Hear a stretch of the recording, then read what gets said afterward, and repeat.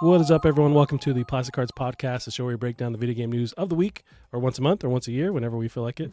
Gavaroni Jones, you're joining me, and my name is Fonzie. I always forget my freaking name because it don't matter. That's okay. I forget. I'm working your on name replacing myself with AI, so it can just be you, and then it can be how the gods intended this podcast to be.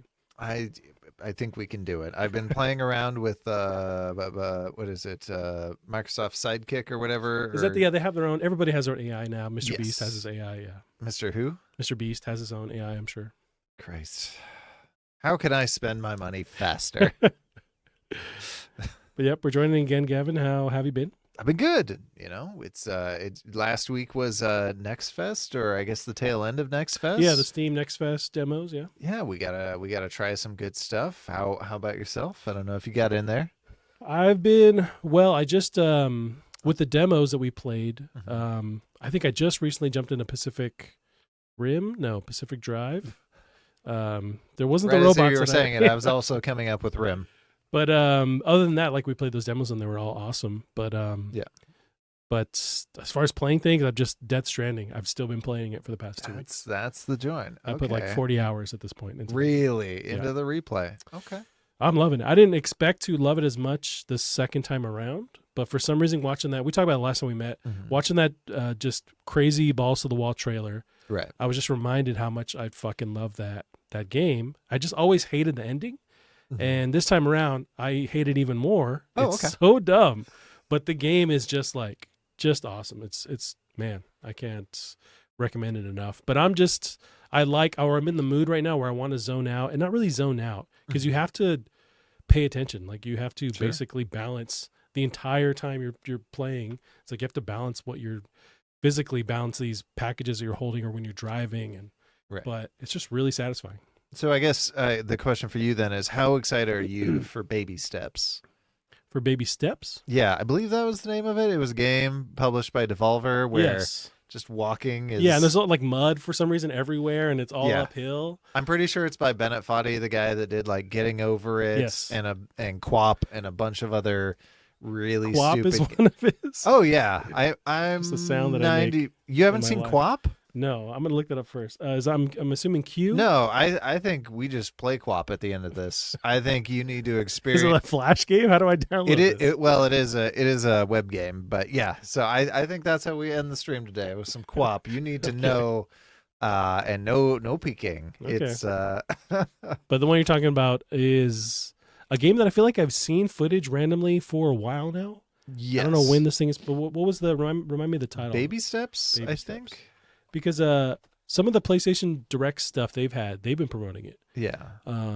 So I'm hoping this is something that comes out soon. This thicky boy, and I do wonder if they made him so thick to possibly help with the physics and make it easier for him to walk. What do you mean by that?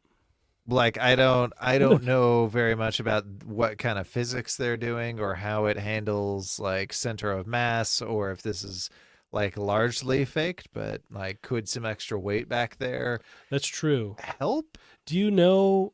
I mean, I've just seen like footage that they've released, but when you're controlling the steps, are you also keeping in check like your balance going forward and back, or it's just left, right?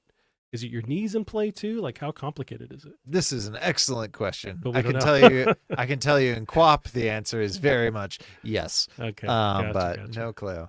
So we're hyped for this then. Yeah, this is one I've seen. It's like so weird. I'm absolutely down for this. If you could integrate, because with Death Stranding, we're talking about that. I was gonna say last week, just now. Death Stranding integrated a bunch of like Half-Life stuff and Cyberpunk stuff. I want to see it like a Death Stranding outfit in this game. Yeah, they had some kind of deal with various people where they just threw in like there's like a crab. What's the Half-Life crab? Head crab. There's just a mask or like a helmet you could have. You think that thing has an official name that's just not head crab? I think head crab has got to be. Maybe in the lore there's some kind of like proper name for it. Right. But yes, this is awesome. And then there's a point where this main character falls over and his butt jiggles a little bit. And I'm hoping that we get some like, there's boob physics. I want to see more butt physics going forward, especially this dude's thick butt. More importantly, independent butt physics. Because Yes. I was reminded Of the as cheeks. I was watching a what happened. I don't know if you watched them on YouTube, but it goes over a history of some games, and they did on Bouncer, which I remember was a game that blew my mind back in the day on the PS2, but also it did not have independent boob physics. So whatever one boob did, the other boob was just gonna do the exact same thing. Okay. Yeah, that's usually what they end up doing, right? Yeah, yeah. Is it called The Bouncer? The Bouncer. But this was, I mean, it was super early on in the PlayStation, but it was. I mean, can you imagine this super early on in the PlayStation? This was mind blowing. Is that the guy from Kingdom Hearts? So I believe it was one of the same designers that designed him, and that's why he looks almost exactly like Sora. Absolutely him as a teenager. Yeah, and it was by Square Enix. Okay. No. But yeah, very much of that era. You got the leather, you got the chains. Yeah, that's him. But you didn't have independent boob physics. You could simulate one boob, and you just copy it over. I mean, one boob does the same as the other boob. It's like the Schrodinger cat thing. It's like, or the particle that if once you start to monitor it, it's like it does the thing that you're not expecting. It's science. It's like one boob is going to be the same as the other boob. Yes, exactly. Unless you only look at one boob, then the other boob's doing something crazy. But you got to have independent butt cheeks because otherwise you can't make them clap. Or depending on how you're doing the. Anyway. They do have to work opposite from each other. Yeah, Megan says Hedicus crabicus could be the scientific. Hedicus crabicus. For the head crab. That sounds legit. I'm down for that. But yeah, Death Stranding 2, you got to play it. It's on PC, so you have no excuse to not play it. Yeah. Just drop an easy 40 hours into the game. Whenever you got 40 hours free, just play it, man. Into Half-Life? Into Death Stranding. Oh, absolutely not. Yeah. Okay, well. I thought I almost had you on there, but one of these days I will actually play a Kojima game. Like I've always bounced, and it's not that they're not amazing, they're not masterpieces. He will make one for me one of these days, and it's not going to be any of his horror games because fuck that. Yeah, I don't know. And then the Metal Gear Solid games never called out to you? For me, it was always like they look cool. I'm a stealth boy, though. Gotcha. Even though you can just go guns a-blazing. You can. But that's clearly not how it's meant to be played. Especially in 5. That was the one that I honestly jumped into and played the most, which is like the most recent one. Yeah. Which might be around 10 years now. It's been a while, like when you actually think about Metal Gear Solid 5. But you just have so many options. So yeah, you can play it stealthy, and that's kind of what they intend on you playing it. Mm-hmm. But you can go in and kind of just... And that's always how it goes with stealth games. It's like you kind of try to play it, stealthily, and then it just shit hits the fan, and you have to just figure it out in real time, which is also the fun in it. Thinking of like, God, what's the assassin game that? Assassin's Creed? Nope, it's from Dishonored. Dishonored, yes. There we go. That's always my intention with Dishonored, is to go stealth, and then I have to kill everyone. It just happens. But yeah. Yeah, but at least that has quick save, so you can just save scum all day. I'm the most invisible man there was. That is true. Yeah. That's why I've been playing. Gavin, what you been up to? I've been doing some demos, so I did check out a few demos. But lately, I don't know why I decided to jump. Well, I do know why. I finally watched the first Mad Max, which I don't know. The first, the original. The very first, which I was not aware is not post-apocalyptic. It is pre-apocalyptic. Is it happening at least in real time? Like that's the catalyst for the post-apocalyptic stuff? It's like it's happening then? Nope. Or it's all... Nope. Okay. This is just new. Mel Gibson with the job, and he's a cop. He's in Australia, and these criminals, man, they're getting crazy, and these cops appear to have no money, which would make sense because this movie had budget of $350,000. Like this is, I think, had a record for over 20 years of the highest like turnaround profit for like money spent to money made. Oh, interesting, because they spent just bare bones to make it. Exactly. So $350,000 to make it, over $100,000 or $100 million worldwide. Is the original with the Miller guy the director? Yes, okay. It was one of his, I think, first breakout things, and Gibson too. But yeah, and then I jumped into 2, which is a actual decent movie. And they gave him a budget, I imagine. Yes, they gave him a budget, and it's fun. So I've started playing Mad Max the game, and it's kind of dope. Yeah, I have it too. It's like I just never. But I'm an idiot where if there's too many, and we'll talk about Pacific Drive at some point, if there's too many mechanics that they start to throw at you, I kind of go like, I just start resisting, and I go, no, and I just back out.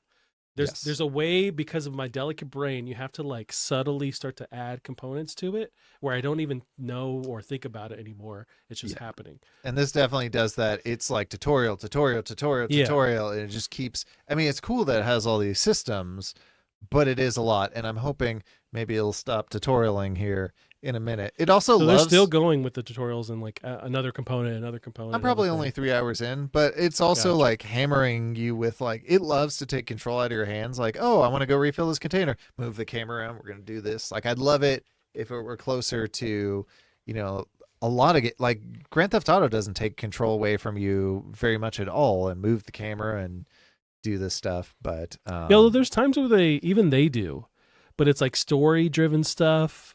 But I don't know. It's like and it's all relative to like the actual player. But there's times where you as a player go like, okay, I'm cool with them explaining something to me, and I'm still like on board. And there's times where you're like, I just want to play it. So it's right. That's got to be a hard like thing to nail, where it's like a moving target where everyone's different. Yeah. But I honestly when I think back, I've played maybe a good 3 hours of this, and it wasn't bad. So you're probably almost out of the tutorial. Yeah, there you go. Yeah, but it's very pretty. It runs super well on the Steam Deck.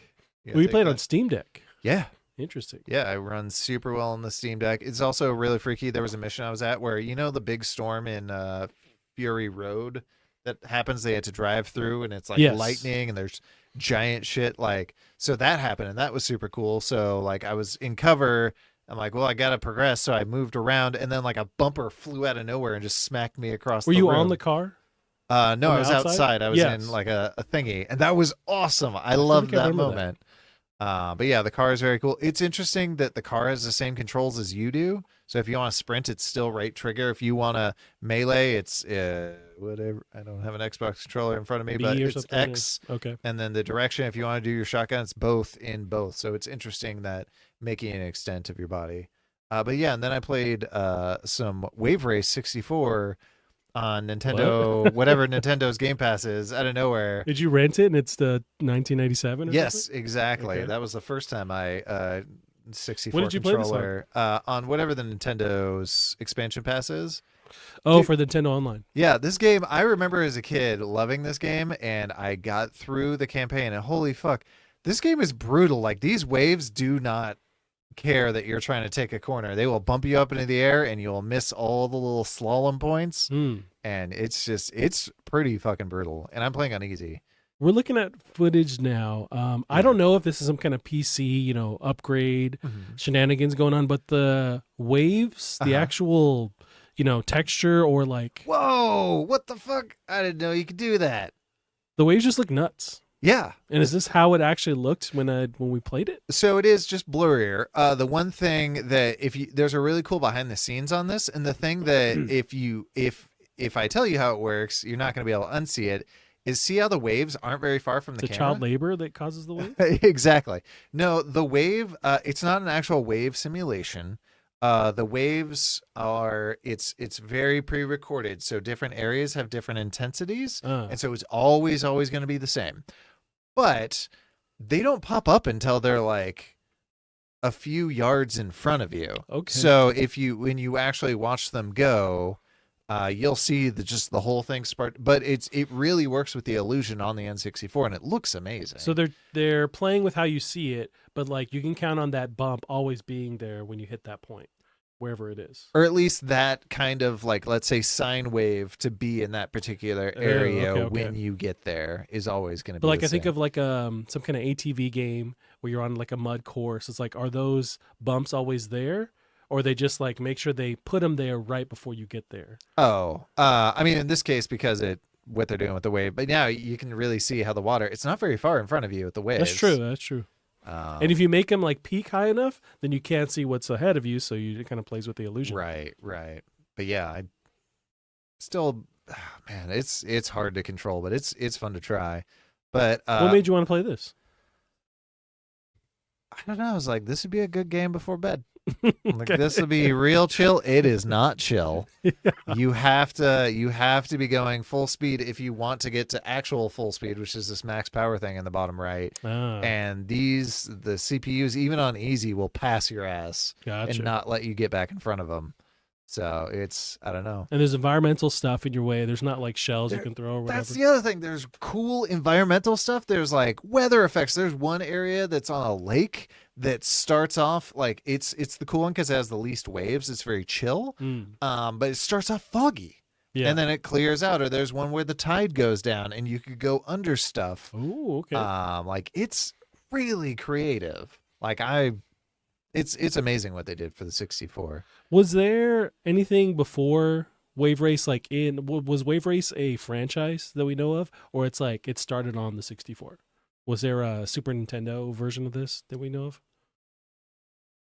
Oh boy! Or this is like we built this for 64. Trying to remember, it is possible that the Game Boy. There's like Excite Bike, I think of, which is an older, property. It is possible that the Game Boy, black and white Game Boy version of Wave Race came out first. I think the 64 version came out first. Gotcha.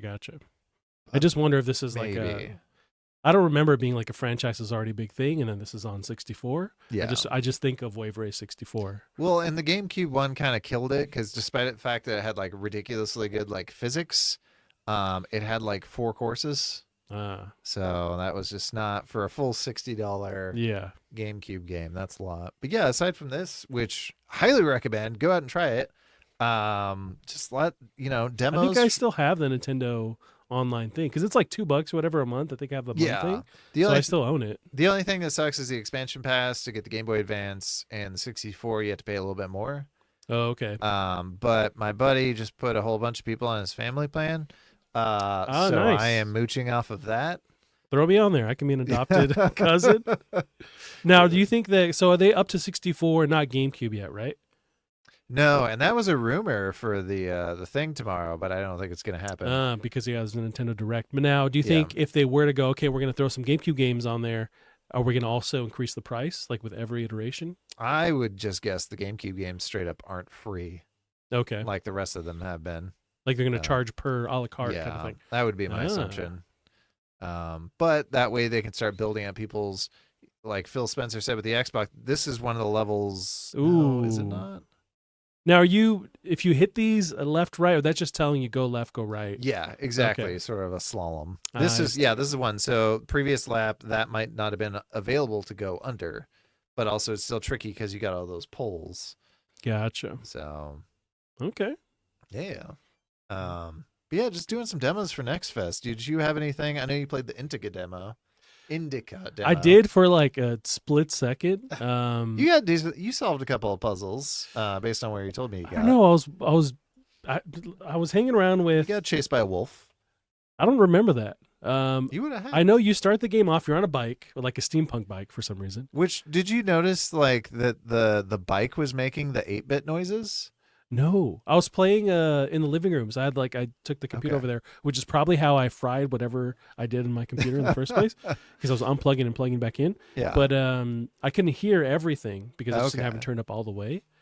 But so no, I didn't notice there was like 8-bit sounds out of the retro steampunk bike that this nun has. Yeah, it had like a steam motor, and I'm like, why is it playing 8-bit music? And then I stopped moving, and it stopped, and I realized it was that. But it's got that weird like video game aesthetic where. Yeah. You'll get points and it doesn't tell you what the points are for. I remember seeing that, and they're really taking that that whole idea just to the max, where it's just like all this weird video game shit is happening. Yeah. At the same time, this story's happening that seems like it's a period piece almost. And then I had to drag this piece of shit around, and it's like this. I don't like this guy. I know he's going to betray me or whatever. He's talking nonsense the whole time. Well, it sounds like he's not he's holding you captive. Oh, I didn't know that. So why don't I get on my steampunk bike and fly away? This guy has, he's not going anywhere. You got to give him injections. Like, well, why do I care? Yeah, I don't know. Do you think when the final thing you might be able to push forward? I know you said you were having trouble with some of the demos this week because you were on cold meds. I don't know if that would have affected this one. This was one of the games, and I was playing this in Pacific Drive when I was just tripping balls off of cold medicine, and I intentionally took too much because I'm just a weirdo. But I put this game on, and I'm just like, I know it's supposed to be weird, and I'm playing it, and I was on board. It's just it got to the point where later in this demo, it starts to change or like mess with like phasing out the the world you're in. So like Right. this church basically would like shift, and you have to. I could see that was a puzzle itself, Right. but I couldn't quite figure it out, and I'm barely remembering like who am I and where my hands go and what are buttons, and so I just kind of couldn't proceed further. Okay. But I was on board with this because it's just so weird. And I've seen the trailers where it's just like we talked about, Death Stranding. I love this kind of stuff that's so weird and wacky, and I want to keep playing it. Yeah. I want to see more. It's very weird. I think one thing that they very clearly did on purpose, but it killed me, is like, the points that you get, you don't know what the points are for. And it's like, oh, here's your skill tree where you just find more ways of getting points. And you almost get to whatever's at the end of the points trail, and then the demo ends. Okay. And I'm just... But I could see that following through the whole game where it's like these don't do anything or go anywhere. It's that'd be amazing. I would love that. Critique on the whole thing. Yeah. Oh, I hope they do that. That'd be perfect. But yeah, it's very weird. It's very cool. The level, it's some weird, I don't know. It's not quite alternate history. It's definitely alternate, but it's almost like fairy tale levels of like that building with the weird. It was like you were stuck in. It was like a slaughterhouse for a weird like robo pig. And I don't know if you remember, just to get to that, I think you had to climb up this like staircase that just like goes and goes and goes, and it's so weird. This is the wrong game to play to also be on pain meds or whatever, because I don't remember, and I can't remember if I'm dreaming half of this stuff up. Yeah. But this is the game that will make you think, did I imagine this? So I remember this kind of stuff. I was in this little area. Yeah. And gorgeous game too. Like, yeah, and it's funny because it's like there's times where it's like really, really gorgeous, and other times it's like, oh, this is like a Half-Life 2 mod or whatever. Yeah. It just kind of shifts back and forth between that, but it looks really good overall. So this is where the dog would have been. Sorry, not a wolf, a dog. I just kept running. Yes, I do remember this part. Yeah. Yeah. And you get on your little motorbike and like Pee-wee, and you just sail off. No, you lose your motorbike here. Oh. Unless you found a way to keep it. In my fan fiction, we had the bike still. In your fan. But this wolf freaks me out because he kind of teleports around in like a later section. Yeah, and just the light from the eyes. Yeah, I can see that. Be absolutely terrifying. It's freaky. Yeah, but there was that, and then Pacific Drive. I don't know if we want to jump into that. And I think you played more of it, but what are your overall intentions? And I guess before we jump into that. Oh, okay. Do I have another audio playing? No, I don't. Okay. So I have got some review scores. Just an overall breakdown. So on Pacific Drive, there was a 77 Metacritic on PC, which is pretty decent. And I wasn't expecting this to blow my hair back necessarily. I wanted to make sure that you got to roll down the window first. Yeah, there you go. Was there windshields in this game? I don't know if it's just blasting at you. If you maintain them. Right. But I just wanted to personally, I wanted to see did they nail, after playing the demo a little bit, did they nail or balance all the different mechanics and stuff and different, not currencies, but stuff that you're building that goes towards different things you can manipulate with your car. And I was just curious about that. But it seems like overall they did do that. But that is some of the criticisms with the game. Yeah, that's what I'm hearing too, is it's, if you're hoping for this to not be like a crafty survival game, sorry, this is very much that. Right. So that I will get past it. That is definitely not my kind of game. I can probably push through. But it just, man, it looks so cool.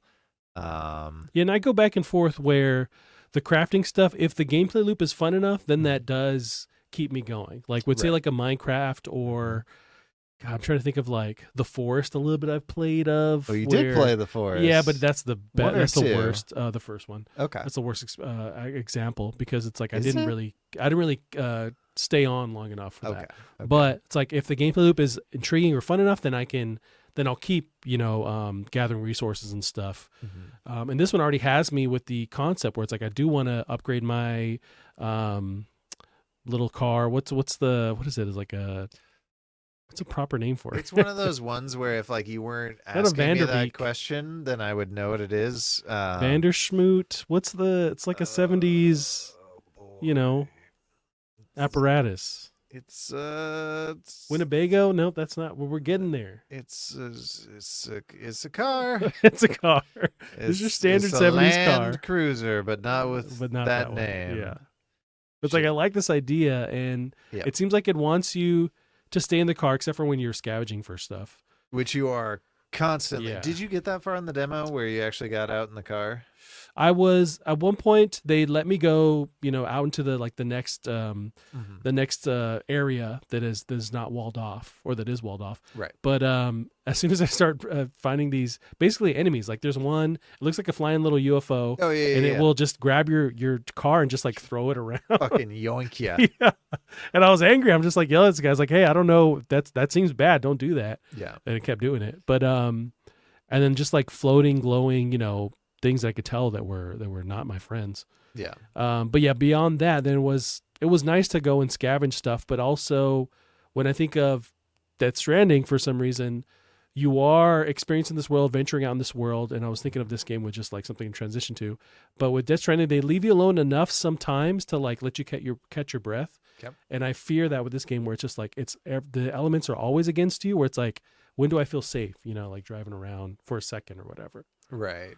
And from what I heard in reviews, the big thing is like, yeah, for the most part, it's as hard as you want it to be. But if you really want to progress, you're going to have to kind of take some risks and maybe push yourself, get your car ready and go out and do something a little more challenging, which that's exciting. I'm a giant wuss. Right. So I'll probably be like, oh, what have okay. And there's no, you don't have like a weapon of any kind, right? You're just like, your car is the whole thing. So you have to be defensive or what have you, but you can't like attack anything, right? Yeah, not that I know of, but I don't know. We'll find out in 2 days, I suppose. Yeah, is it Thursday? It launches? But I'm also super excited because I have the whole weekend to play it. Right. So I'm gonna go to town on this game. But yeah, just there's so much scavenging and like it's very slow and arduous. Just like give me my Fortnite pickaxe and let it all just vacuum into my backpack. Right. Don't make me. Yeah, in some games it's just getting over that hump of knowing what to do, and then you kind of feel comfortable rinsing, repeating the whole like scavenging part where it's like, okay, I know I'm looking for this component. I know roughly what gets me that. So I'm going here. I know how to kind of survive or avoid the things I need to avoid. I think it's just getting over that to where then you feel like, okay, I'm going back and I'm venturing for stuff and I'm coming back to home base. Yeah. That seems cool to me. I just want to get to that point. And I don't know if there's a story per se, because there's the beginning part, but I just don't know if as you're playing that unfolds the story or if there's just always weird stuff constantly and you're just trying to keep this Winnebago. Nope, I already said that. What's the name of this 70s vehicle? Boy, I cannot remember. Whitesnake? It's a very 70s well-known name. Yeah, dang it, I cannot think of the car.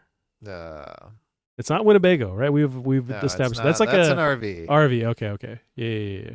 I tried to prep. Mini that's Cooper. One thing that bugs me is their little cable there goes through trees. So you'd think like, oh, it's going to wrap around the tree. I'm safe. And no, you're not. I tried to prep a little bit for this because I'm so excited, and I hear it's kind of like Outer Wilds meets Subnautica. So I tried playing a little bit of Subnautica to prep when I was playing that on my Steam Deck, and I tell you what. That game too scary. Like it's not even. I've never played it. It's not even that scary, but like you're in the middle of this ocean, and it just says, "Hey, go like find stuff and craft." And by the way, you don't have a fucking map, and underwater, vision is very low. So good luck finding the thing you just found 20 seconds ago, but had to return to base, and you're gonna have to go back out because your storage is tiny. It's first person, right? Yeah, first person the whole way, which is, it's very immersive. But these guys also, Unknown Worlds, it's very interesting with them because they tried, like their previous game was one of my favorites of all time called Natural Selection. Yeah. Which is a RTS / first person shooter. And it was team based and it was super cool. And then their new game is like a minis like tabletop game that was just digital. Like it's interesting how these guys are just doing whatever. They want to make a bunch of different style of games. Yeah. Now this already, and I know I've seen footage of this game, but I have whatever that phobia is with the ocean. Okay. Where I just nope the fuck out. Okay. And this is all underwater in the ocean with monsters. Legit, actually, are what I lots of imagine is in there. This monsters. is what's in this game. Yeah. And I don't think you have a good way of fighting them. I could be Great. wrong, Yeah, but it's fantastic. yeah, so just deal with it. It's fine. And you were not, as far as like the spookiness or the mechanic stuff, because are you juggling a lot of mechanics that you know of compared to like Pacific Drive, or this is just like you wanted to go into something that was similar? I guess it's just similar in kind of concept. Gotcha. Yeah, go out, get the thing, go back Everything's to base, trying to hurt craft you. some stuff. Yeah. But I don't know. But it is gorgeous, and especially with like Pacific Drive, that world reminds me of like a Half-Life, just like a weird freaking thing. Really? So I think that's Yeah. what also keeps me wanting to play it, or keeps that loop going. Is like I want to see what's out there because it's super weird. Station wagon. Yeah, but even that kind of sounds. I think Station Wagon is. Yeah, it's a station wagon. Okay. Station I feel like Winnebago's involved in there. I'm not letting that go. Yeah. Again, we'll transition to some of the new stuff. So Pacific Drive we're both super excited for. I don't know if I want to see how the PS5 version unfolds, because Makes some of the sense. reviews said that it was a little like frame ratey and not right there, but it seems like PC it's going to work. That surprises me because it's not. It is a really good looking game, but it's not doing anything too crazy. Yeah, and it was like pushsquare.com I watched their review, and they're like, even the load times on PS5 aren't the best. So it's like maybe it's just like an optimization issue. Maybe the first day or two there's an update, and then it's back to normal. Yeah. But I just wonder, or do I get on PC? So I'm just kind of waiting to see how that works. I mean, you got the 40 whatever. You might as well do it on PC. Yeah, but I like the PS5. It's in the living room. I don't have to do anything. All right. But yeah, I probably shouldn't have built a PC again, because it's like you have to honk it over to the living room and blah blah blah. Dude, we're just gonna get you a long HDMI cable and call it. I bought one, Did you? and it didn't work. Oh. I bought one that's like there's special HDMI cords that are thin, so you can kind of bend it around stuff. And I was like, okay, I'm gonna do that. Plug it over here, bend it, and like have it always around various corners, so I can just leave the cord there, because there's like really thin HDMI cords, but it wouldn't carry a signal for whatever reason. So yeah, but I have thought about it. I could get just like a standard like super 20-foot long one. I'm gonna trip over it. I'm gonna die, so I'm avoiding that. Yeah. But again, we'll get into our video game news here. So Komori is a game. So this is from the game dev Unseen, which is Ukumi Nakamura. If you remember her from the E3 conference, she was doing the she's from super bubbly lady. Yes. Whose company did she even work for? So she was with Tango Gameworks. She was working on, and she has worked on The Evil Within. At that time, she was promoting Ghostwire Tokyo. She was the creative director. Right. She left midway through development, which I just looked that up recently. I don't know. She had a kid around the same time, so that might have been why. Anyway, she left. Gotcha. She's making her own studio, and there's a little snippet of some updates on what that game is going to look like, which I have. With her massive, ridiculously expensive studio. Did you ever see that tour of like? Yes, I remember. There's maybe Game Awards after that. They've talked about how somehow there's a lot of money that was poured into this. I don't know if you knew about. But God bless her. But there's little snippets of gameplay in this trailer here on Twitter. It's a longer deep dive on the studio, but there's little snippets of gameplay and concept stuff. Interesting. But the little alpha stuff that they do show is pretty neat. So this is work in progress. Whatchamacallit Overdrive. Sunset Overdrive? Yeah. In Japan, in Tokyo. I even think of like Spider-Man in Tokyo. Almost the same kind of like they're focusing on movement, on being flashy with it. But that's really it, because it's a longer dev update, but as far as the gameplay they show, it's pretty much just this short Twitter trailer. I mean, I'm interested. Okay, so you got kind of another secret world, within our world, like Am Japanese I crazy, folklore. or is the character kind of stretching out a bit when they jump? It's possible going for this like anime cartoony kind of thing. Yeah, I'm just not used to seeing that. Also, that's kind of hard to do. They might mess with the camera where it's at. Maybe that causes that effect. But Maybe could be. Yeah, so big open world. You're gonna be like these dudes that you can kind of summon. How many attacks does this character have? I'm sure there's gonna be a ton. It's really neat. It's got like a crazy amount of style to it. Yeah. Oh, good for them. That's exciting.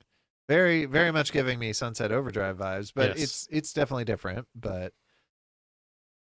I wonder if because I think about that game every once in a while, Sunset Overdrive. Mm-hmm.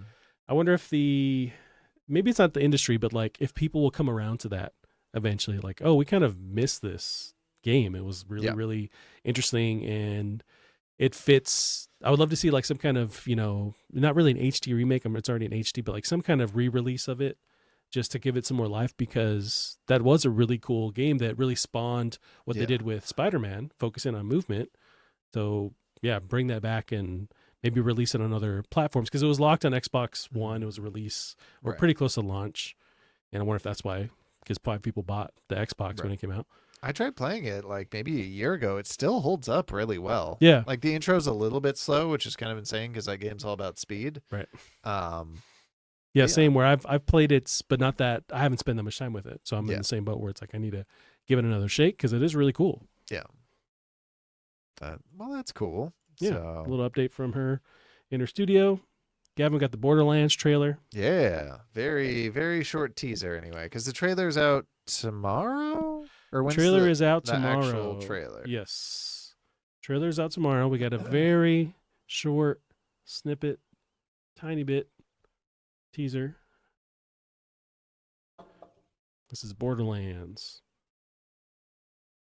And I don't know what you can gain from this little trailer here, because it's really not much. It's really not much. You do see the main Kate Blanchett playing whoever this character is with the red hair. What was she? She's, what do they call her? The Fire Queen or whatever. So she's the main character, the first one. I like that gun, which I don't think that gun was in the first one, but it's got the revolving, rotating barrel, which makes absolutely no sense, which is great. This game's not about making sense. Well, unless it's like shooting from the main base, but it'd have to time it with the barrel rotating to send it through. But yeah, I don't know how that. Well, part of that whole, my understanding, like the barrel isn't even for like cooling or anything. It's still like the whole mechanism with rotating all that and the way it feeds is just so it can feed faster and fire faster.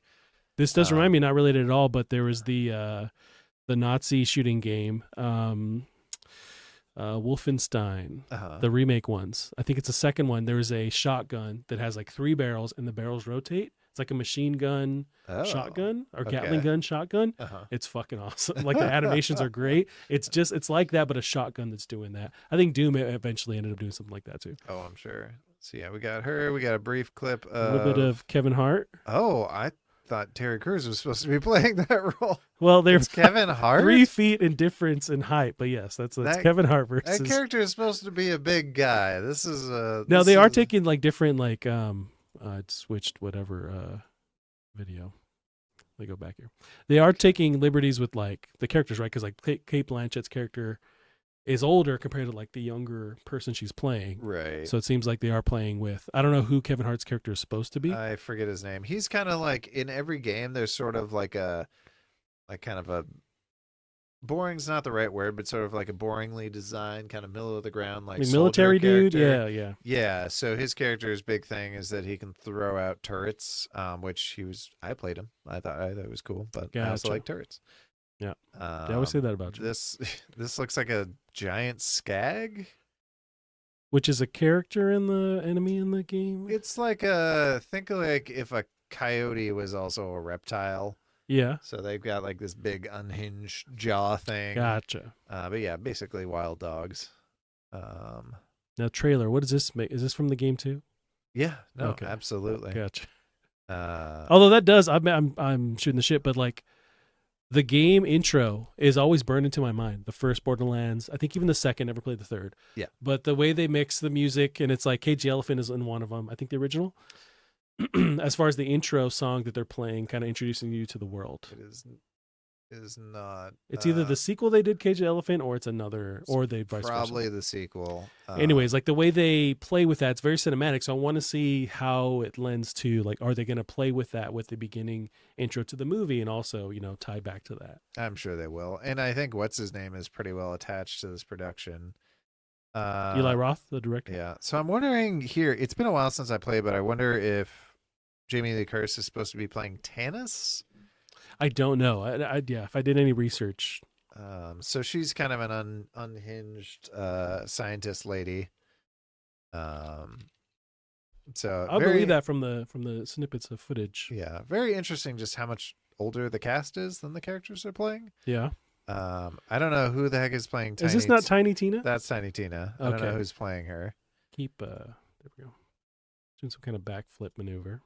Right. Into like dynamite, I would imagine. Is that someone? Is her thing. Now that's Krieg. Okay, I always remember this as just like a generic NPC that you shoot. Unless it is a generic NPC, but that's a very iconic thing with Borderlands is that character. I just didn't know that was a person. No, I think Krieg got added at the end of. I think he was added in 2, so maybe this isn't Krieg. Maybe this is just a generic bag. He just seems very built, whereas most of these guys are very, very scrawny. Yeah. And Krieg is big and gets in there. Gotcha. He's one of those, like, I think he was one of those characters where the lower your health is, the more damage you do. So you really just get in there and kill everyone before your health drains. Okay. You have have Claptrap. So Jack Black. Gad? Oh, it's Jack Black. Yeah, he's voicing that character. Okay. That much I know. Then you have a last bit with Kate Blanchett, and then that's it. Yeah. Everything looks very colorful, so that's good. This is a movie that I remember it being a thing when it was announced and when it was being shot, because it was being shot during the pandemic. Mm-hmm. It's been so long. I feel like 2019, 2020, and we're going on 4 years that this thing is going to come out. It's a hot minute. It's a long for a movie. And I remember also keeping up with the updates on this because I'm a big Bobby Lee fan, the comedian. We've got to see him in live a couple of times. He's awesome. So he's going to be in the movie. And I remember him talking. Really? Yeah. Amazing. He doesn't mention which character because I don't think he honestly fucking knows who he's playing. I'm guessing he's just some But he's a big gamer character. too. But Oh, really? yeah, and he talked about like because they went to like Romania, somewhere crazy to film a lot of his scenes. And there's like crazy chaotic like mass just like amount of people on screen for some of these battle sequences. Mm-hmm. And he just mentioned like how nuts it was filming it. But he had Eli Roth, the director, on his podcast maybe a month ago. But they couldn't talk about Borderlands because it was the strike happening. So they couldn't even promote. But that's why he had him on, because like they both were in the Eli Roth directed it. So that was frustrating because it's like, I want to know what's the update on this movie because it's been so long. But finally we get a trailer here. What has Eli Roth done? So there was a Thanksgiving, that snippet that was part of Grindhouse and stuff. Yeah. They finally made that a movie that just came out. Like I want to say last year. Okay. So he was working on that. Mm-hmm. And then Borderlands was the past 2 or 3 years that they've been filming that. Yeah. I know there was like pickup scenes or like reshoots. So it's like a whole ordeal getting this movie made. Oh, always a good sign historically. Yeah. Yes. So I know he's working on that. Borderlands for a while. So beyond that, it seems like he's been busy. I know he produces a bunch of stuff too. It's always like, Eli Roth is a part of whatever horror movie. It's like he's just giving notes or whatever. Gotcha. But yeah. This does remind me though, speaking of video game movies. So a movie I watched last night out of nowhere called Dark City. You ever heard of this? That sounds familiar. It was probably around the time of The Matrix, I'm guessing, because that's kind of what the special effects look like and some of the lighting. But like I finally watched this and I feel like this is probably the closest we're ever gonna get to like a BioShock movie. But very weird kind of gaslight art style. This is Dune? No. Honestly, when I saw those The Crow, guys, you had me at The Crow, man. Well, that's why I did it, because I knew about this movie, and like after I finished Mad Max 2, I was like, "Hey, you want to watch The Crow?" And I'm like, "Sure, but I should watch this." Who recommended this? Some stranger on the street, or it was like your feed. Yeah, just very looks like BioShock, and it's got weird like BioShock 3 because it's got weird twisty like buildings are coming out of the ground and shrinking back into the ground. Like it's nuts. These guys, I thought those guys were going to be like somehow connected to the Hellraiser universe. Is this based on a comic? That is a great question. It just gives me vibes of like that is it's a great based question. On something that exists. I'm guessing at least a book. Because they're mixing this 1920s kind of like, or 1910s kind of, I don't know, aesthetic with like futuristic stuff, future retro. Well, I was also thinking too, when I was watching this main character, I forget his name. He's very famous, but like, when I was seeing his performance, I kept thinking of what's his name's performance from what's the Mummy character in the DC or in the Marvel universe? Oh, you're talking about the. Oh God, damn it, Kevin. Why do you pick things that I know I can picture in my Yeah. head, but I can't say out Moon loud? Knight. Moon Knight, yes. It's kind of similar to one of Moon Knight's. I don't know. Yeah, very kind of similar. Kiefer Sutherland. I like Yeah. him. Yeah, good old Kiefer. I did not recognize him for the longest time. I kept thinking he was who's the guy that plays the first Batman? Oh, This is the Val show where Kilmer? I don't know anyone's That's names. basically what we do every time we figure out what's the guy who looked at this person. He was neighbors with that guy. Yeah. Anyway, This looks visually very cool, and it's was something that very I've always seen. Just like being alive, like seeing like the cover on the VHS or whatever. Like that's how old this Yeah. movie is, or seeing a random bit of a trailer. But it looks really cool. Yeah. So this is probably the closest we'll ever get to a BioShock. But I never hear people talking about it enough to think like, oh, this is one that's like a forgotten gem. You just never hear. That's Is fair. When I think of like Johnny Mnemonic. Oh man, that movie is That's what people terrible, always- and right. I love it. But people reference it like, hey, there's a lot of ideas that were kind of like plucked from this, for very sci-fi and stuff. But this is one that I just never hear people go back to. That's probably fair enough. But is it? And you did watch it? Yeah. Okay. So, yeah. Anyway, random side tangent. Yeah. But it's kind of, and it's got what's her name, Jennifer Connelly or Yeah, whatever she's her dope. name is. She's So dope. that don't hurt. We got a lot of news, Gavin, to jump into. We do. Some of it's just little Right. updates on stuff. Helldivers 2. Man, just killing it apparently. Yeah. So last time we met, it was yet to release. We're kind of, very curious and interested in it. But Helldivers 2, some updates on it, reached a concurrent player peak of 409,000 players on Sunday, February 18th, which is just a couple days ago. Yeah. So that's nuts. It's been, off the charts. So much so that like they have to limit the amount of people that can play per day, like as far as like the server capacity. Oh, jeez. It's crazy. Have you haven't played any at all, have you? I have not played, but like You been watching any footage? when I'm working from home, sometimes I'll listen to a stream, and this is taking over Twitch. This is all anyone is playing. I imagine. It is shocking just how gorgeous this game is. Yeah. But yeah, so I On guess PS5 it runs really well. have you I know you've been kind of taken over by Death Stranding, but have you Yes. had a chance to kind of come back since launch? I did play. I played on the launch day, which was Thursday when it actually came out, Okay. and got to jump on with Callum.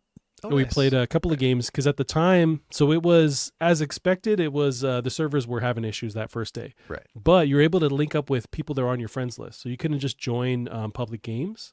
Mhm. People can join your public game, but you could link up with whoever's on your friends list. So we played together, and we had no problems jumping in on games together, Well, that's cool. and played a good amount. So he had played at least an hour or two before me.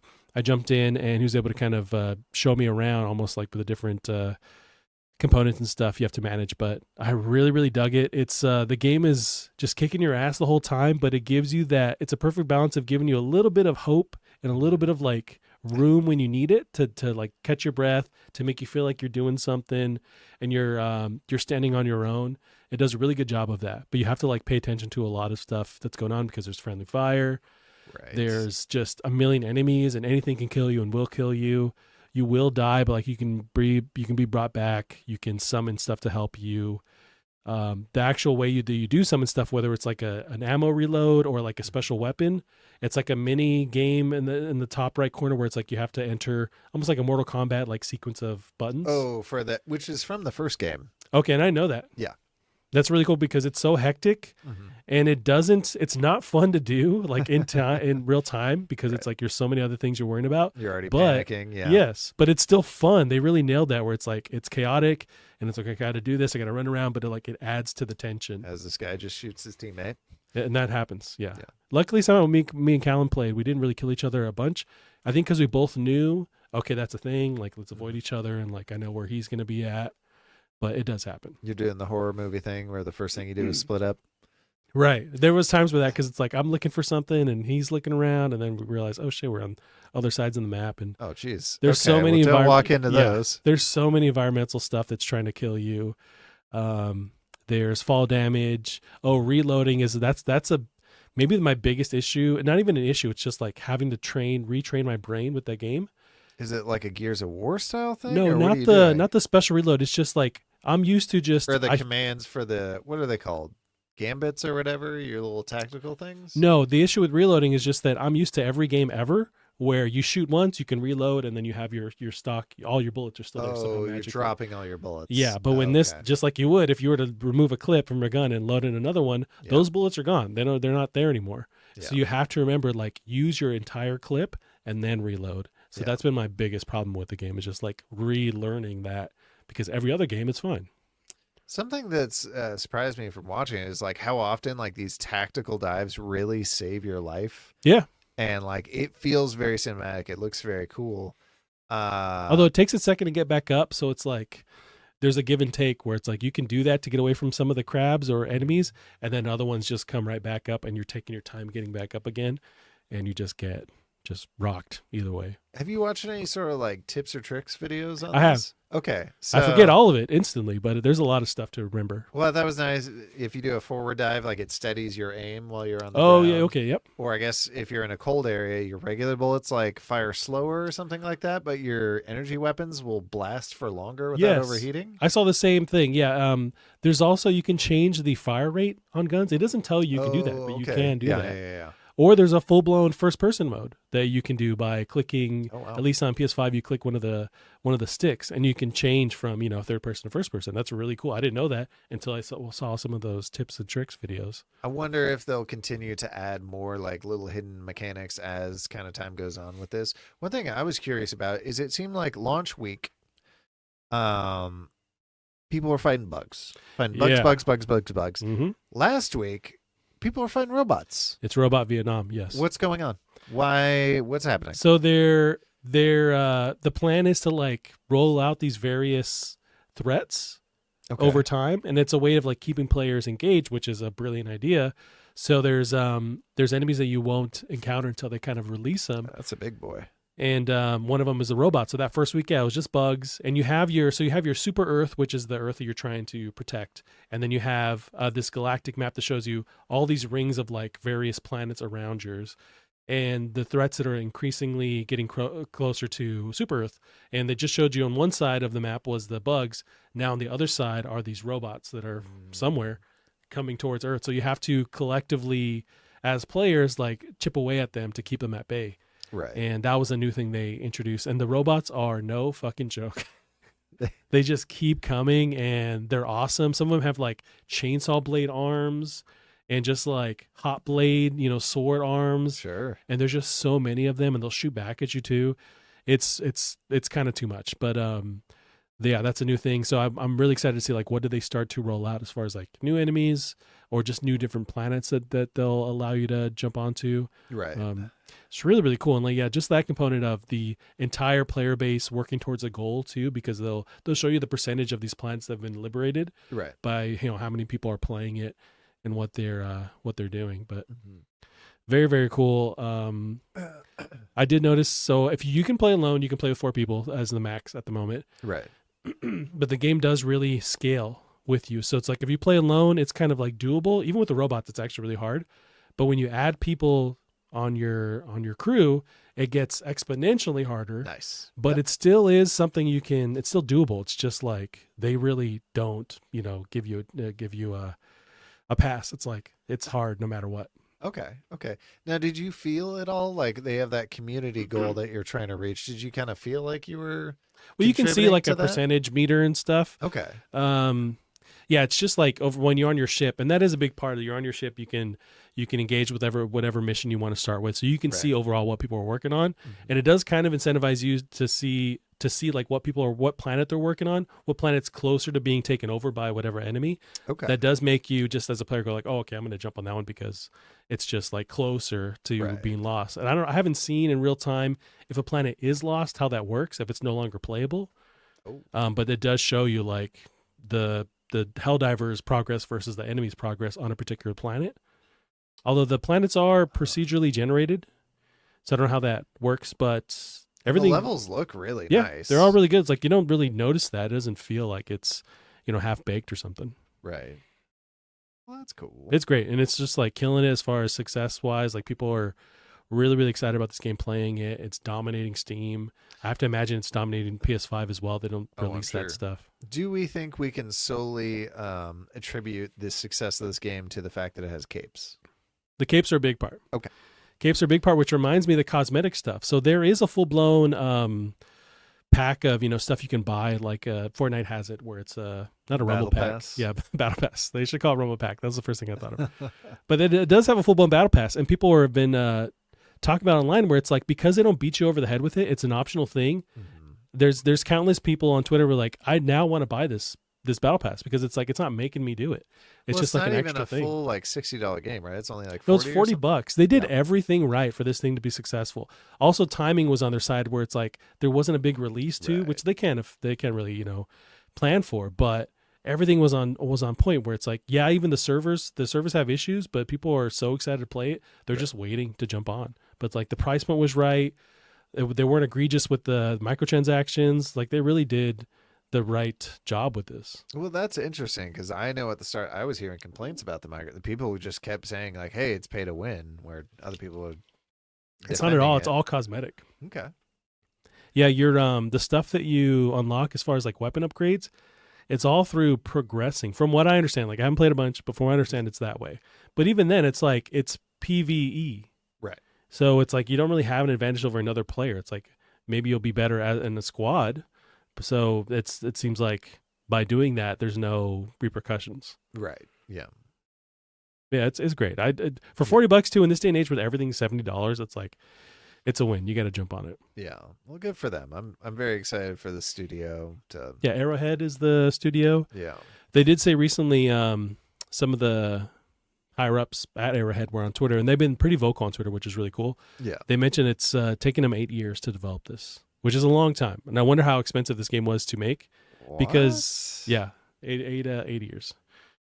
Although, I mean, we're in a day and age where all these games take so long to actually develop. But, like, right. Okay, so it's 8 years. But given they didn't foresee the demand as far as, like, the server stuff. But the game didn't release broken. It was, like, it's pretty polished. From what I would say, I would debate that it is. Like, it's just a matter of, like, they didn't realize the actual popularity of this game. But otherwise, it's like it's all the features are here. It's like it's not broken. It's not janky. So that 8 years really lend well to the time they spent on it. But 8 years, that's almost that's a long time. Almost a Suicide Squad right there. That's very true. And like I know Sony published this, but it's like, what does the budget look like in this thing? And now the debate or the conversation online is like, does Sony now acquire the studio because they have such a big hit on their hands? I don't know. Move. But what I like with this studio, and I'm not super familiar with them, but what I like, at least seeing them recently, is they'll be on Twitter saying like, oh, we're not going to do PvP. It's like just not something we want to plan on doing. Sure. Or it's like, hey, that was one of the quotes that was being circulated recently. One of the heads of the studio was like, you don't have to buy this thing right now. The servers are so overloaded. It's like you can wait and then just like jump in later. Please wait is what he's saying. Right. Please wait. But it's like then big boy Sony comes in and acquires them. They're not able to be that vocal or that honest or like conversate with the community. It's like they're just another cog in the machine. So it's like although they'd have more ability to work on the stuff they want to if they were required, they'd have a bigger just infrastructure. I like the fact that they're still feel like they're on their own kind of thing and able to do what they want. So I don't know, but they're really, they're really talented studio. That's exciting. I'm super happy for them. Hopefully they can kind of keep this going. We'll see what bugs we're fighting next week or what kind of, I don't know what they got up their sleeves. I don't know. And it's, I didn't play the first one, so I don't know what other enemies are already established that they could bring forward in this one. I don't remember enough of the first. I remember the bugs. I don't remember the automatons. Yeah, but the robots, automatons are very scary. But that's been pretty big these past couple weeks, Gavin. Yeah. Jump into our next one here on the docket. I should have grabbed tea. Instead, I grabbed whiskey and root beer for my throat. So that's in theory, because whiskey has it kind of burns in that. You know what? I'm going to go with your medical advice. Absolutely. In theory, it should work. If anything, just you got to make a hot toddy next. Yeah, I just don't like warm. I don't know if I've ever really tried warm whiskey or warm alcoholic drinks. It works in a hot toddy. Okay. Or an Irish coffee. Yeah, I haven't tried it. How would you throw it in the oven? How do you? Oh, I've never made it myself. I Yeah, don't how know. do you make these warm? I don't know. Yeah. I don't know, Gavin. See if I survive.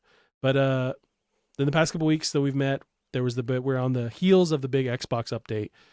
That The was big Xbox update. Yeah, there was them, really having seems like forced to talk about what their plans were with going multi-platform. Yeah. So we got an update, and it was in the form of a podcast. So we have the actual breakdown of some of the details here from that podcast. And I wrote big Xbox update could have been an email, because I thought overall there wasn't anything substantial from this. Agreed. Yeah. Which makes me angry, because it's like you could have then just like sent a tweet right off the bat when people were like, "Hey, what's going on?" And Phil Spencer goes, "Hey, you know what? He says we're listening. We're gonna hit you up in like next month. We're gonna give you that update." And it's like, okay, just tell us now, because this is nothing. And you stop the internet from lighting on fire, and people going, "Oh, Xbox is dead." Why let them do that for a week and a half? I wonder if Phil has shot himself in the foot enough times going off the cuff that they're like, "All right, we're gonna restrict you a little bit." It's interesting. I mean, and I've seen other people online break this down, where it's like this is now a multi-trillion-dollar company. Right. They're not just going to make, knee-jerk reactions. Like, everything's planned out. So right. Me, behind my keyboard, it's like it feels strange to me to wait that long, but there is strategic stuff happening. Right. Or the fact that like their stock prices went down a little bit when this happened. I feel like this wasn't even for the gamers. This is just to get your stock prices back up. It's I wonder the real world Illuminati stuff behind the scenes, but we'll see.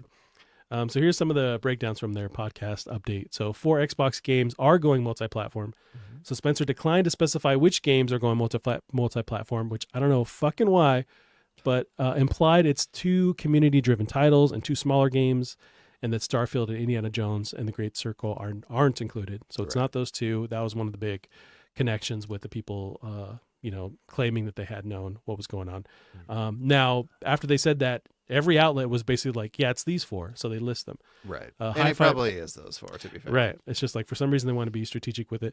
Now, Phil does mention like there's deals, promotions involved. So it's like there might be just like, not legal stuff, but like, hey, we made agreements to whatever studios and whatever platforms to be like, we're going to announce this on this date. So even though it broke online, it's like, we're going to stick to these times. Well, somebody pointed out, like, Xbox is technically one of the biggest publishers on both Nintendo and Sony. Now with the ABK, Activision Blizzard, yeah. Oh, no. Minecraft. Oh, really? Okay. Yeah. Minecraft too. Yeah, that's true. I forget about Minecraft. Yeah, because that's been multi-platform for a while, but people kind of don't remember or don't freak out as much when they talk about this kind of stuff. Right. But those 4 games, regardless, are Hi-Fi Rush, Pentiment, Sea of Thieves, and Grounded. Most likely. Most likely. If they're not, I will. And I think those would lend themselves well. It's not like these core, what are even core Xbox franchises anymore?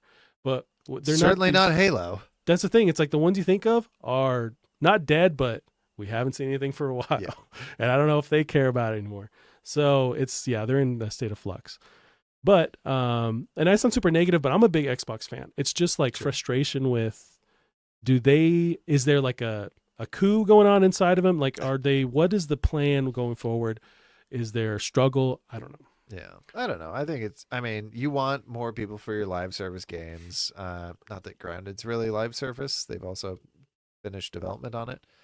Unless they finished so they could work on updates here and there, though. The PS, I thought they were done with the updates. I thought they said, anyway. But yeah, Sea of Thieves, I assume is still making content. I don't know. There is various little there was like a Disney themed expansion or kind of cosmetic stuff. So they do add little tidbits of stuff to it for sure. Right. Yeah. No, like you said, this could have been an email. Could have been an email. Those are safe, properties to then transition over to multi-platform. It was just like people saying Starfield and Gears of War. And so for them if you threw these 4 out right off the bat, then that would have squashed that whole thing and then given them time to have their proper business update when they wanted to.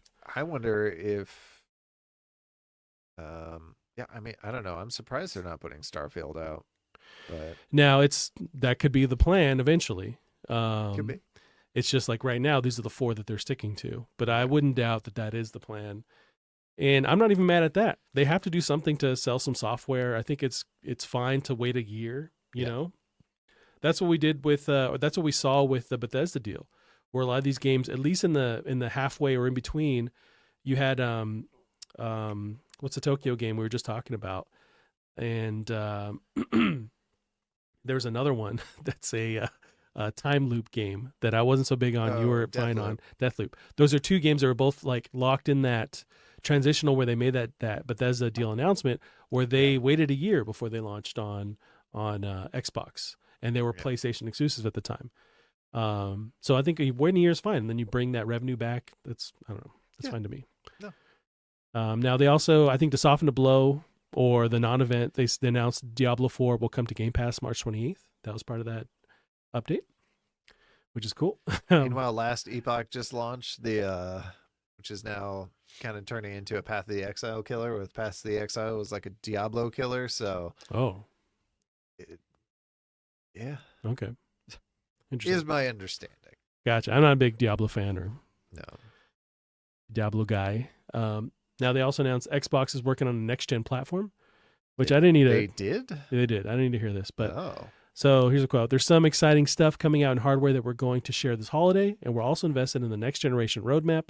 What we're really focused on there is delivering the largest technical leap you will ever have seen in a hardware generation." Right. Which somebody was pointing out is like he kind of has to say that. Like you're not gonna say like, "Oh, our next Pro model is worse than the current one," or "It's okay." Yeah, it's just okay. It is weird though with that because I was hearing some analysts saying that Sony's probably dropping their Pro model this year, which is still weird because why? It's in our news. Yep. But then like you got the Switch 2 possibly coming out, like just going to be that much further behind. Such Maybe a weird time. Maybe. Although, I mean, we'll get into Switch when we cover that here in a couple minutes, but it's like they could keep doing their own thing. They've been successful at it. It's like they still have hardware that's behind the progression of wherever the generation is, but as long as the software is there, like I'll buy it still. I think the point kind of is like, don't be so far behind you're hard to develop for, right? Like, yeah, true. Remedy talked about it was hard to get. Oh, the PS3 says "hold my beer" and then the cell chip. Well, and they were current gen. But you look at Remedy complaining about putting Alan Wake 2 on the Series S, or what was the other? The Lariat Dev. Yes, with Baldur's Gate. Yeah, absolutely. So they're probably going to be behind that. So that gets to be a problem when you're hard to develop for. I'm very interested to see, because if they can at least nail PS4, Xbox One hardware. Yeah. But if they're like behind the scenes, or not behind the scenes, but like under the hood, if it's really, open for devs to manipulate where they need to, right, then maybe that's still, positive, because like look at the Switch and how a lot of these PC games were able to be ported there. A lot of stuff was ported there that you think they would not run. Yeah. Apex Legends was on there. It's like this stuff shouldn't on paper work, but it does. So maybe they do have a lot of these options for devs to like just tinker around and But yeah, I mean we'll see. That is one of the stories here. But with the closing up on Xbox, the next gen, or them claiming the next generation of Xbox is gonna be the biggest hardware leap. I've heard that stuff before. They've said that with the Xbox Series, with the Xbox One X. That was that mid-gen refresh. So I remember, and I bought that too, and I love that little console. But they were once they launched that, they were able to really use that, drive that home in marketing, where it's like, this is the most powerful, home console. And it's like, it technically was, but then the PS4 is out, but then the games that release on each of them are on par with each other. So it's like, maybe you can claim that, but when these games actually come out, they're going to be the same. Like, look at the Xbox One X right now and the PS5. Like, those are on par with each other, performance-wise. Right. And I still feel like this generational leap every generational leap seems like it's getting smaller and smaller. Yeah. That being said, like when you talk about GPUs, like you have a 40 series, I have a 30 series card in our computers. Yours is literally twice as powerful as mine. Literally twice. Is it twice or like a third? I don't know. It's like twice. So like some of these GPU jumps are getting huge. They're expensive though. Yeah. So yeah, I don't know. Yeah, I don't know if they need to focus on. I don't think the quality of the hardware is the issue with Xbox. Okay. I think it's the software. I think it's the games. Yeah. The Xbox One X is theoretically more powerful than the PS5. And it's a little honker machine. But it's like, what games are on there? There's nothing that's where I need to buy an Xbox Series X just to play it there. I thought it was Starfield, but it's like it's still okay, locked at 30 frames or whatever. Right. It was a fine game, but it's just like, okay, when's the next big release that means I have to have this console? Was There isn't a lot of them. Starfield locked at 30? Yeah, it was still locked at 30. Which I'm a big, like frame rate queen, but I still just changed my brain and got used to it, and it was fine. But you remember that there was a whole scuttlebutt with I remember. Bethesda now, was like, "Oh, we intended on this being 30 frames the whole time." I'm like, "Bitch, insane. no, you didn't." Come It's on. not that. It's a great. I think it's a good looking game. It is not that good of a looking game. Not to warrant, and there's a lot of stuff going on under the hood. I'm sure. Absolutely, you can fit as many potatoes as you can in your cargo hold. But then on PC, people are playing it, at least beyond 30. I know it was still hard to run on PC. Yeah. But and then when I see 60 frame footage of Starfield, it's like, oh, this looks buttery smooth. I love this. Yeah. I would have loved to play it on console, but it was still fine, and I completed the whole game on 30. Yeah. Anyways, I that's all to say. Like, I don't know if that's going to be the big thing bringing people into the Xbox platform. Is like we have the best performing machine. I think of like, what was it, like the Sega generation where they kept releasing all these hardware iterations that compete with like Super Nintendo and eventually Nintendo 64, adding the Sega Disk Drive or the Sega Saturn. Yeah, many models. Yeah, and they were always like upping the ante where it's like, this is the most powerful console you can have. People were like, that's cool. What can you play on it? They're like, well, it's got blast processing. Right, but it's got that. Yeah, it does what Nintendo owns. Yeah, and you can stack them. They're like, cool, what the fuck can you play on it? So it's like, it's literally the same thing repeating itself. Yeah. And there are solid games on Xbox. It's just like, we're barely getting there where they're releasing.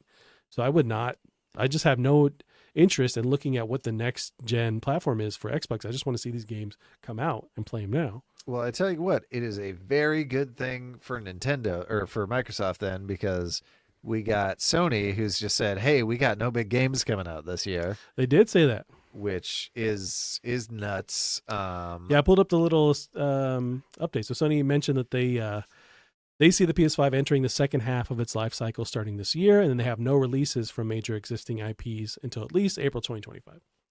Now, there's still third-party stuff and whatnot, but right. The big, God of War, Spider-Man stuff, nothing like that for the next year. Yeah, basically. I mean, everyone's been releasing just like, it seemed like the pandemic delayed everything until it all got released at once. Yeah. So we were spoiled last year. But also, so we got Microsoft doing this, we got Sony doing this. Then we got Nintendo, who we're pretty sure is about to run out of games for this year. It sounds like they were probably going to release the Switch this year, or the Switch 2. Yeah. And they got, they got a lot of games planned for the first half of this year. They got the Princess Peach coming out next month. They've announced a bunch of stuff for that. They're about to release the games that they're announcing tomorrow are also supposed to be for the first half of this year. Yep. We got Nintendo Direct. So this is a partner showcase. It's going to be announced for tomorrow, 6 a.m. So it's focused on Switch games coming to the first half of 2024, like you mentioned. It's a publishing and development partner, so all like third party, I guess, second party stuff, which is cool. They're padding that part out, but then, so the rumors were we're going to get Switch 2 sooner than we thought. So originally rumored, this is from PCMag.com. You mean later than we thought? Later than we thought, but we thought it was sooner, but it was later, and then it was sooner, but it was later. Originally rumored to launch September of this year. Sources speaking with VGC.com, which is Video Game Chronicles, now say Nintendo is targeting a release in Q1 2025 as opposed to the September, so it can prep more games to launch alongside the revamped console. Now, one of those games could be Metroid Prime 4, which was announced in 2017, but is rumored to be on hold until the new console arrives. I assume, yeah. Now, the multiple outlets reported the day that story broke on the delay on the Switch 2, Nintendo stock dropped 5.8% in one day. Which I don't know the equivalent, but I'm sure that's some money. So if you look it up real quick, like if you Google Nintendo stock, it is not nearly as impressive as, like, it looks impressive. If you put this up on screen, $13.62. Yeah, so that's been consistent all day. Okay. I'll kind of clear. That has been, yeah. So it's 5 days. Yeah, so go to 5 days. So there you can see the drop. All right, now go to 1 month. Oh, so it was on a decline? That got a little more. No, it's February. Now go to 15th. 6 months. They've been killing it this year. Oh, absolutely. So we went the peak was $15 roughly USD. Yeah. Then we dropped down to $13.62 USD. Yeah. So that's nothing to sniff Now's at. the time to jump in before Switch 2 comes out. Maybe. Absolutely, because it's gonna go back up. Like, but you got to buy a bunch. Yeah, I don't know how stonks work, and I don't have any money. I also do not understand the stonks. Will they take? Can I put like food stamps into stonks? Yes. If it's a food related stonk. 100%. I don't know, but yeah, as it long is. as you pay your grip, you get your Now, why was it dividends so paid low in 2020? I don't think it's low. I think this is just how the charts relative. work. I Yeah. see. So they're not going to go all the way to but zero. $10 to up to $5. I don't know if that's a huge jump considering. It also, so let's look at 5 years. Okay, so it fluctuates. Yeah, it's all over. At a peak of 15. I wonder what happened in 2021. Pandemic it was stuff. probably when did the last Animal Crossing come out? That was 2020. I remember that was okay, that was 2020. deep into the pandemic, or right in the beginning. People were like, "Oh shit." I wonder what it was. Yeah, 2021 was, I don't know, because you have Tears of the Kingdom, which was 2023. Wasn't that towards the end of 2023? Yeah, so and that's that wasn't probably where that jump happened. Right, but like we're around $10. It was higher, around $16 in 2021. So I don't know. Yeah, strange. But yeah, I did drop a little bit from that rumors. They do have their Nintendo Direct tomorrow, focusing on the third-party stuff. But that could help them, add some padding until this thing comes out. I do like though with so there's that leaker online, and somebody tweeted at them, should I be excited for tomorrow's partner presentation? He said, I'm not. Now I pulled up I'm dying, another tweet from this leaker apparently. So it's PHLUTT. It's like flute to pay. The leaker who dropped the information I heard how first. You pronounced it earlier, and I've already forgotten. Yeah, so it's the information, or the leaker who dropped the information first about the Switch 2's very move. consistent, yeah. Apparently, right? So he also predicts they also predict a March Indie World Direct, and then in April Nintendo Direct, and then in June a Switch 2 actual reveal. That's what they say. When did they make those predictions? I don't know. I wonder if those have been revised at all since then. This has been tied to some of the recent stuff with the Switch 2 delay. Yeah. So I'm assuming this is recent, but he's been 100 for 100 so far. Like he even got the Mario RPG remake, which really? No one was gonna guess that. I would never assume that was gonna happen. Or Paper Mario. Like no, it's like they pick these properties that, like, it's cool to see them come back, but it's like, where's the Zelda love? Speaking of, you're getting the new Mario versus Donkey Kong, right? I am interested in it. Okay. I am interested because I did play the original that was on the Switch. No, the Game Boy Advance? No, not the Game Boy Advance. Maybe not the original, but there was one on the 3DS or 2DS. Oh. It was what was the clamshell white one? That was the DS. That was DS. DS Lite? So I think that was what Mario, was that the Mario and the Minis one? The Minis. Okay. Remember that? So that might have been after this. Yes. Yes, that was after this one. And I liked that. I didn't play a bunch of it, but well, you're like, I hear this one's better. It looks cool. I've seen I don't know if I watched reviews, but I watched gameplay of it. Well, I hear the main complaint is this sucker is full priced. For not 20-year-old Game Boy Advance game. I see. Yeah. That's that being said, if they do that for the Mario and Luigi games, I will be there day one. Nice. I know people love those. Oh yeah. Which those are like a turn-based kind of thing. Yeah, turn-based, but closer to like Super Mario RPG or Paper Mario, where you're doing action. You're doing all sorts of mini games while you're in combat. So they're laugh out loud, funny. It seems like it. Yeah, just from it seems wonky. And who develops that? Do you know? Like, is this internal Nintendo, or like they have another, like Square Enix or something doing it? I think it was called Dream something, but they've gone under now. So they they just put out flop after flop after flop. Gotcha. And then they went under. So, which is too bad. That is a bummer. Gavin, we did talk about the PS5 Pro. So that's been circulating online the past couple of days. Analysts say that it's likely to launch this year, which is kind of nuts. Yeah. But, although, speaking of PlayStation hardware, did you hear the news about the PlayStation Portal? Yeah, so I have that. So from The Verge, so Sony's PlayStation Portal hacked to run emulated PSP games, which is finally a reason to buy a PlayStation Portal. There we go. I mean, maybe when they get to what do they call the second PlayStation Vita? Yeah, PS Vita. Now that's also, it's like relative to the hardware that's on the PS Portal, because it has hardware to handle, Wi-Fi, whatever. translations and geometry. I don't know how that works, but it has this basic hardware there. Is it advanced enough to emulate a Vita? I don't know, but it seems like a PSP that's fair enough. Probably not. I'm guessing the PSP That's got to be was pretty not very powerful. Yeah. Where I could see that could be emulated, but like a Vita could be tougher to emulate. I wonder with the original PSP, how did that compare to? I feel like that was like close to a PS2.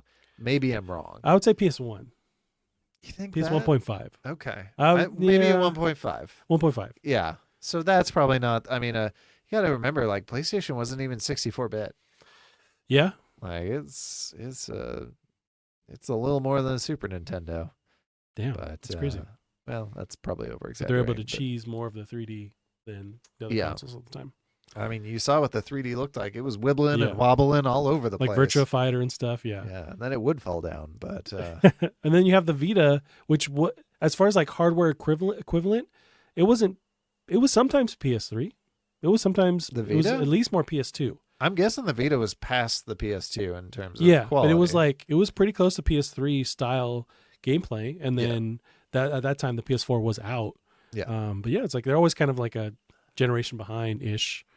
But yeah, that was a thing, and people are hacking this. Now, what I love is the emulator service. So it's two Google engineers that have managed to get this to work. Oh my god. Also, God bless the emulation community. They will put anything on literally anything. Oh yeah, they're the ones. They're doing God's work.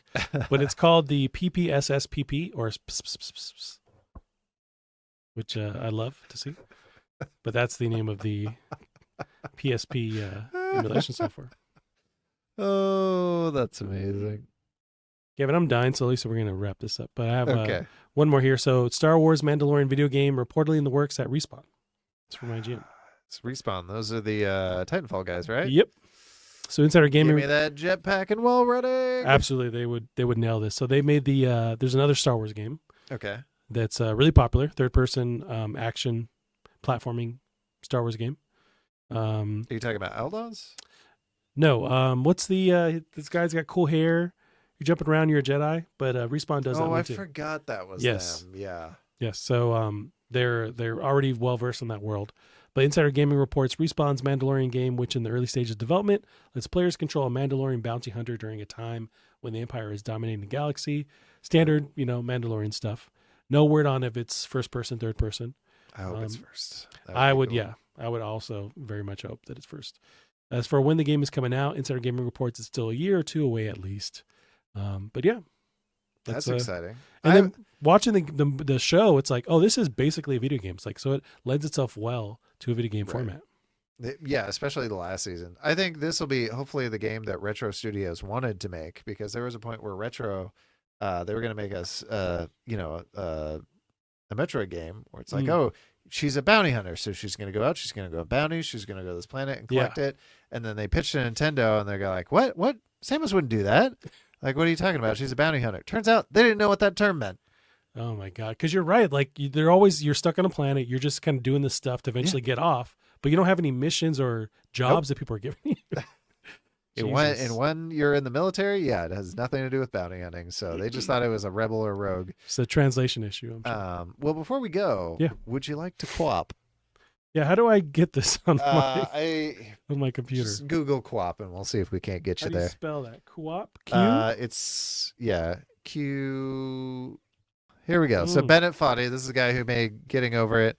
Hopefully we can. Is there a full screen mode? So we'll see if you can get to the first hurdle. Okay. So we'll see how Q, U, and O and P. Yep. So you get thighs on the left, calves on the right. I might not be clicked on it. Oh yeah. Okay, let's try that.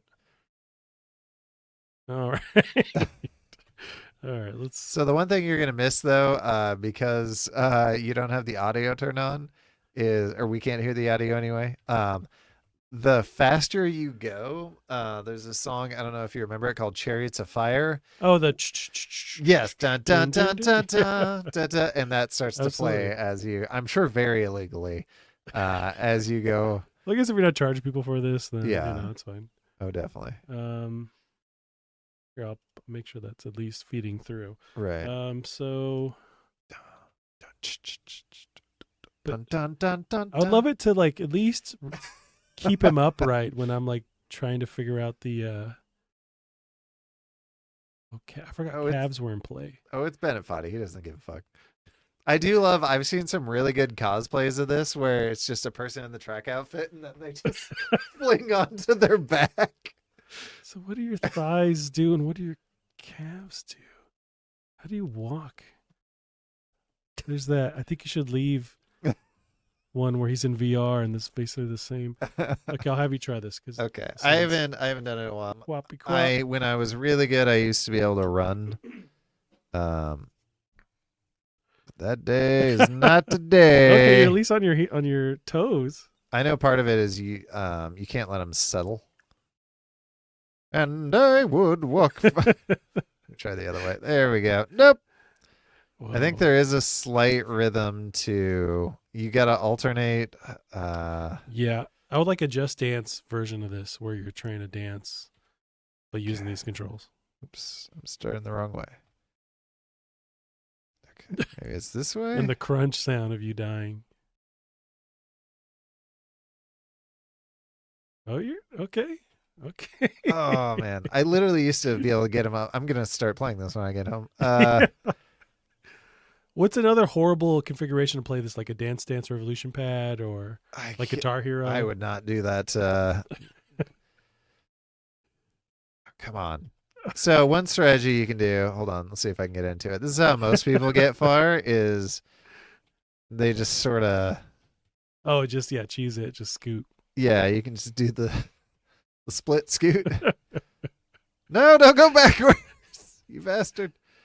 I think if I could like see his thigh and calf like when they engage when I press the button. Oh, there it is. That's what I was seeing. I think it'd make more sense. I got it. Nope, I don't got it. I don't got it. I'm like running in place. I am actively moonwalking. You're going backwards. Oh God. All right, so I think it's W, then shortly after O, and then Q, and then shortly after P. Okay, yeah. And I would walk like 500 miles. Believe it or not, there are hurdles on the track. Oh, you have to jump over stuff? Oh, you broke your leg too. In that I've definitely never, I don't know. I feel like I've gotten to the hurdles and then I just scoot the hurdles forward with me. Can you do a full backflip? Oh, I'm sure. Come on. Let's get going here. So what kills me is this guy's like me getting ready for the day. Oh, there we go. I got the skip going. Yeah. You got it. It's like a giraffe being born. Imagine the music playing right now. Dun, dun, dun, dun, dun, dun, dun. Fuck. Oh, but that was, you can see, you can kind of get to a slow-mo. Everyone is a winner. Sprint. But yeah, if anyone else goes to, so this is at Body.net. If you go to, foddy.net, he's also got a bunch of other games like this. A lot of ones designed to actually make your fingers hurt while you play them. So we need to integrate this into Death Stranding and make it full circle. Well, I mean, that's clearly what whatchamacallit's going to be. So that's why I was excited when I saw that game was made by him. All righty, Gavin. Well, we'll end it for this week. They can find us online on Twitter at Plastic Art Pod. Gavin, if you'll tell the beautiful people out there, good night. Have a good night, beautiful people.